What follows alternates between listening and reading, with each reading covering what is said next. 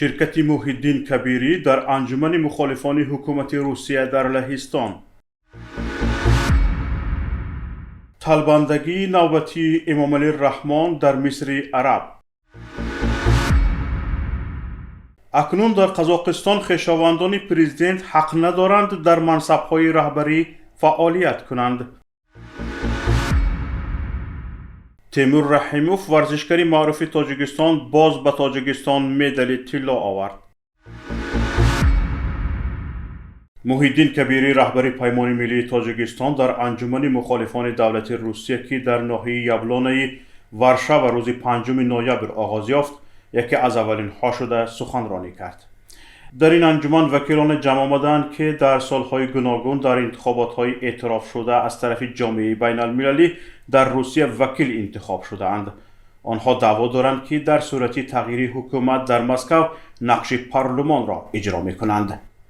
محی‌الدین کبیری ضمن سخنرانیش در نشست مخالفین روس گفت: ما باید به درک این برسیم که یک شانس خوب برای سرنگون کردن رژیم‌های دیکتاتوری در کشورهایمان به دست آورده ایم و باید گفت این شانس با مردانگی و جسارت اوکراینی ها به ما رسید.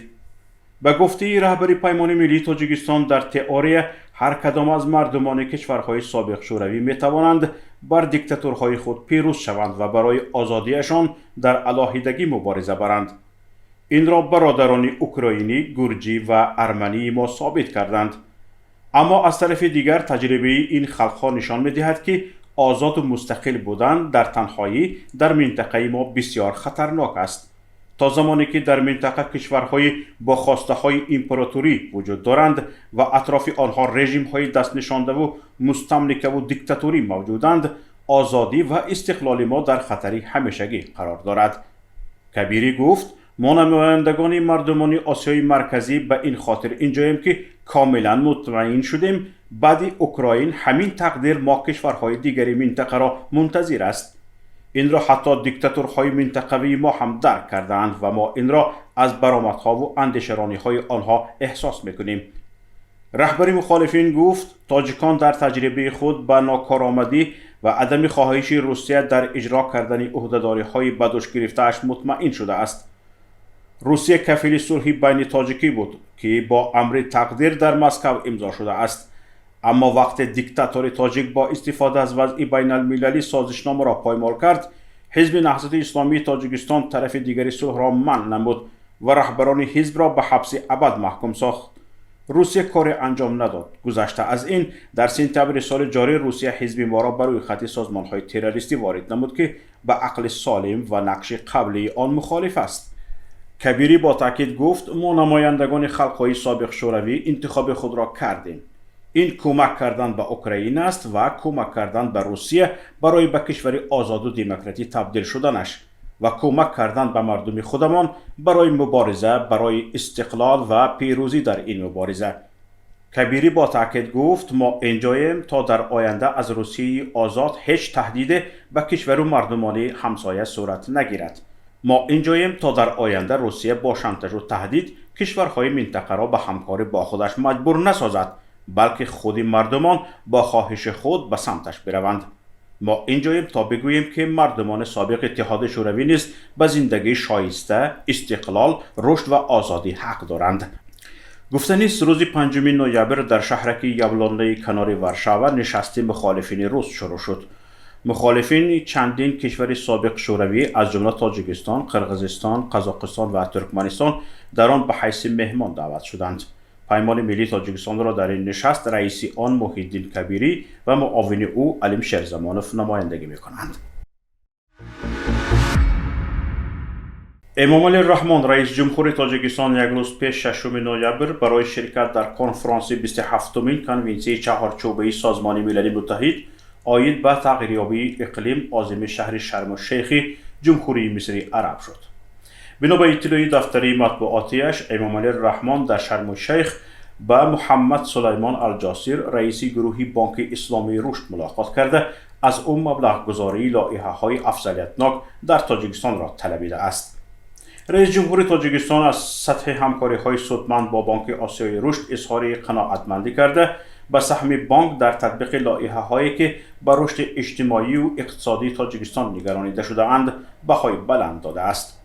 در ملاقات جانب‌ها تطبیق مبلغ گذاری بانک اسلامی رشد به یک قطار لایحه های مهم را در بخش های معارف، تندرستی، انرژتیک، نقلیات، آبیاری و دیگر بخش های افزایتناک اجتماعی و اقتصادی تاجیکستان بررسی کردند.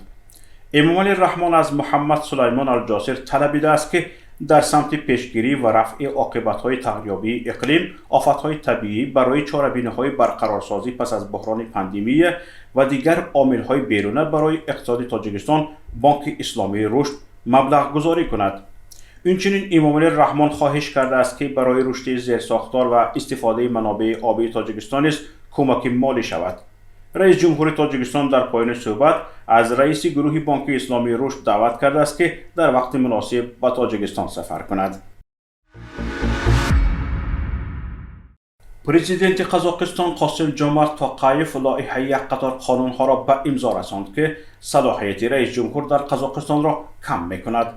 این قانون‌ها در نتیجه رایپرسی قبول شدند که ماه ایون امسال برای تغییر کنستیتوسی قزاقستان برگزار گشته بود. تغییر و علاوه ها صلاحیت های پرزیدنت را در رابطه با مقامات محلی شهر و ناحیه ها محدود می کند. پرزیدنت قزاقستان اکنون رئیسان شهر و ناحیه و ولایت را با رضایت وکیلان محلی تعیین می کند. همچنین کواتی پرزیدنتی در پارلمان قزاقستان کاهش خواهد یافت. پرزیدنت قزاقستان دیگر حق ندارد که عضو حزب سیاسی باشد و خویشاوندان او هم حق فعالیت در منصب‌های رهبری و سیاسی را ندارند. کمیسیون مرکزی انتخابات قرقیزستان 6 ایون اعلام کرد که بیش از 77% شهروندان آن کشور در رایپرسی از اصلاح کنستیتوسی پشتیبانی کردند. در رایپرسی 68% انتخاب کنندگان شرکت کردند. تیمور رحیموف ورزشکاری معروف تاجیک در باکو برنده مدال طلایی مسابقه گراند سلم 2022 در رشته دوزیودو شد. یک روز پیش 6 نوامبر تیمور رحیموف در رقابت نهایی در وزن بالا از 100 کیلوگرم با نماینده ازبکستان علیشر یوسوپوف واخورده او را ناکام کرد. تیمور رحیموف در مسابقات قهرمانی باکو 2022 از دور دوم وارد مبارزه شده ورزشکاری اسرائیل را ناامید از غلبه کرد. در قوا آزمایی چهارک فینال تیمور رحیموف نماینده گرجستان سابا اینانشویلی را شکست داد. مدال طلایی تیمور مدال دوم دسته تاجیکستان در این مسابقه بود. ملا رجب خلیفایف در وزن تا 66 کیلو به دسته تاجیکستان مدال نقره را آورد. تاجیکستان را در این مسابقه مسلم بک کریموف، محمد محمدی زاده، کیومارس نوروف، ملا رجب خلیفایف، بهروز خواجه زاده، ابوبکر شیروف، سامان محمد بیکوف، کامران شاه استاپریان، جهانگیر مجیدوف، رمزالله میرزایف و تیمور رحیموف نمایندگی کردند.